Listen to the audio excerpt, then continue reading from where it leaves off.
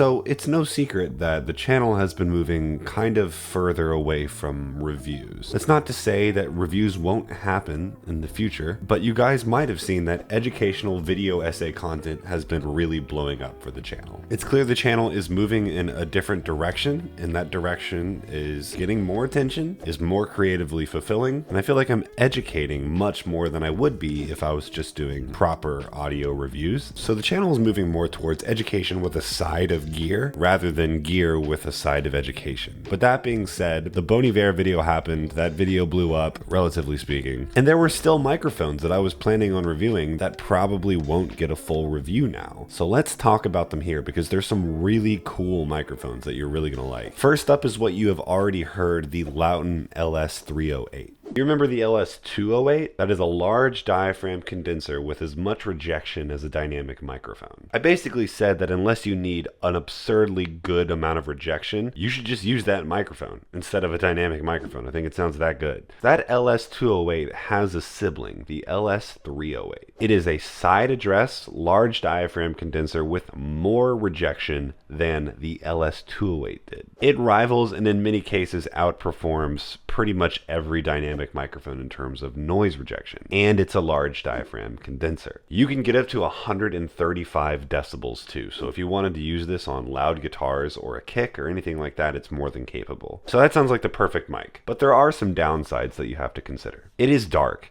It is very, very, very dark. So whenever you're making a large diaphragm condenser, this good at sound rejection, I would imagine it has a pretty severe impact on the frequency response, which has resulted in this kind of signature tuning that is very, very dark. And to me, this microphone isn't complimentary for spoken word. And I would also say in its native state, even for singing, most vocalists, it won't suit. It will take a particular voice. But I have found it to be absolutely fantastic as an electric guitar mic.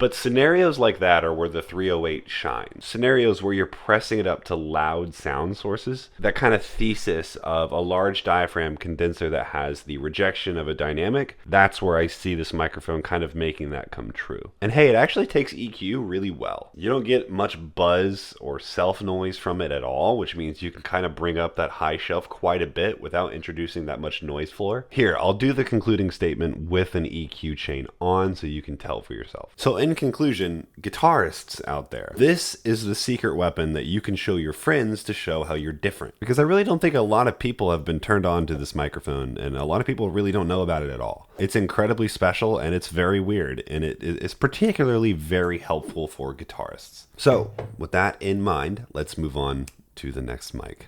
Okay, I am sure many of you saw this one coming. Many of people have asked for a review of this microphone. So I've been on record as saying the OC818 is my favorite microphone that I have ever reviewed. And I stand by this. A year later, I still stand by this. And that is for my personal taste. That should always be kind of in parentheses there. There is no objectively best microphone, which I know makes some people very mad. The 818 is a direct descendant of the AKG 414. And honestly, the 818 sounds pretty much exactly like the 414 in my opinion. The 414 and the 818 are fairly neutral microphones that have a slight presence boost. So neutral with a slight tendency to brighten up the tone. The OC16 sounds like the 818. It is a neutral tone with a slight bright boost. If you take away the bells and whistles of the 818 and you put it in a cheaper casing, what you're left with is a OC16. If you have $400 to spend and really no more, this is an absolute Swiss Army knife. And it would probably be my choice for the price.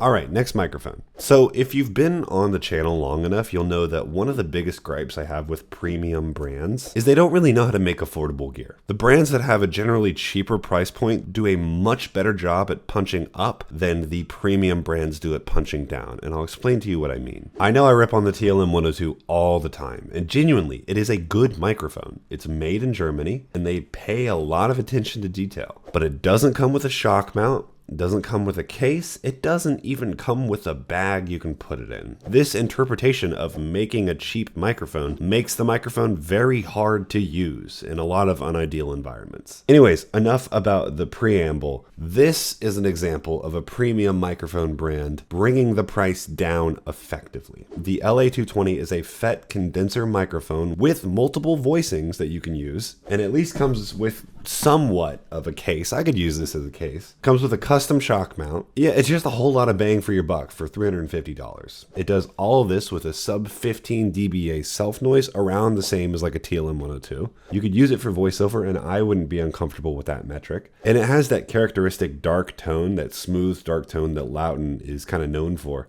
More premium brands, I think, need to study this. You can make astonishingly affordable gear without wrecking your brand image. And I do think I remember talking to one of the guys at Lauten, and they said they literally don't make money on these. So it's a great deal.